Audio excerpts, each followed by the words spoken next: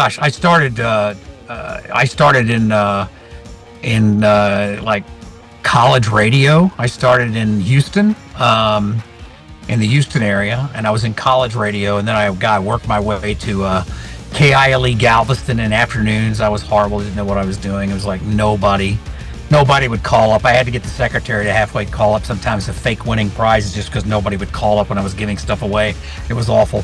And then I ended up going to WGLF in Tallahassee. I was doing mornings there, and I came back to Houston, and I ended up getting. I was on. There was a show in the '80s in Houston called Hit Video USA. It was going to try to compete with MTV at the time, and there was like, I don't know, 10,000 people auditioned, and they ended up getting like 20 VJs, and I was one of them.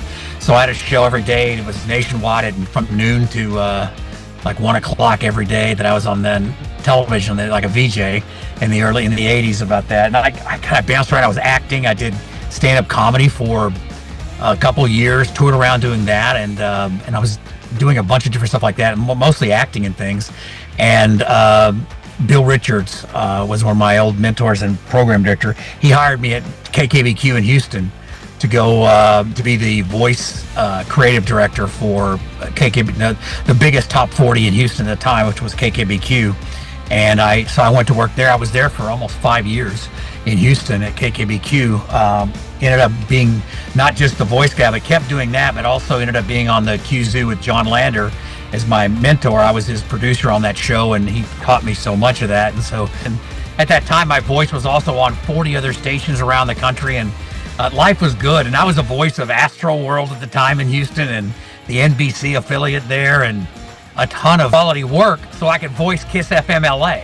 So I was doing stuff in the recording studio in the afternoon for Kiss FM Los Angeles, even though I was running the little station in Beaumont. So that's how that kind of started. Then I was in Beaumont for 5 years, and then I ended up going to RCA Records for almost 10 years. I did record promotion, and then went back to radio. And when I went back to radio, I went to San Antonio. I ended up in San Antonio in the late like 2008, 7, 8, something like that.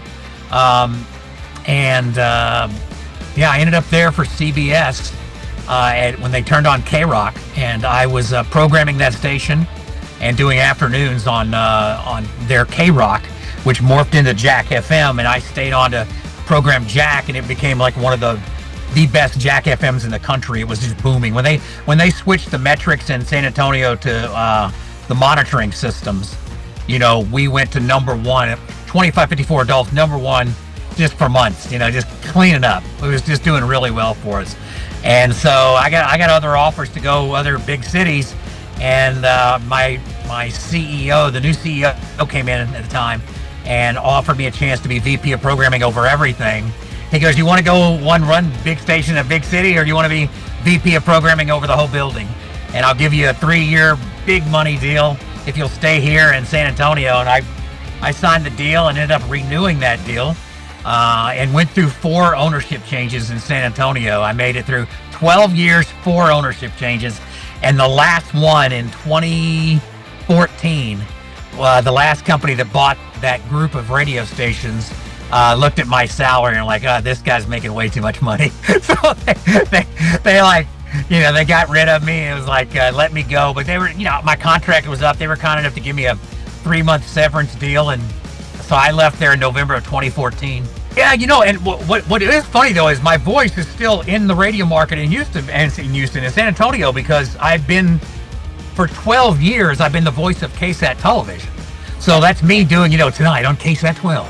That's me. If you go to my, I've done a ton. I mean, if you go to, I have a website, marklandisvoice.com. You can really hear all the stuff I've done, and from national television promos to giant concert concert tours. Every day I would pretend that I would set up radio like turntables and a fake microphone, and I would practice doing intros over these things like I was on the radio. I did that all the time when I was a kid.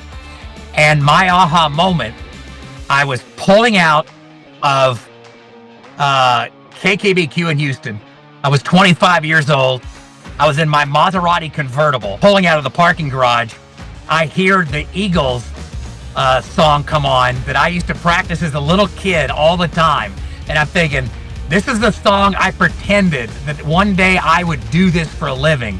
And now here I am at 25 years old in a Maserati convertible. My voice is on one of the biggest stations in Houston and 40 other radio stations around the country. I made it. I finally achieved what I wanted to do as a kid. That was my aha moment for me.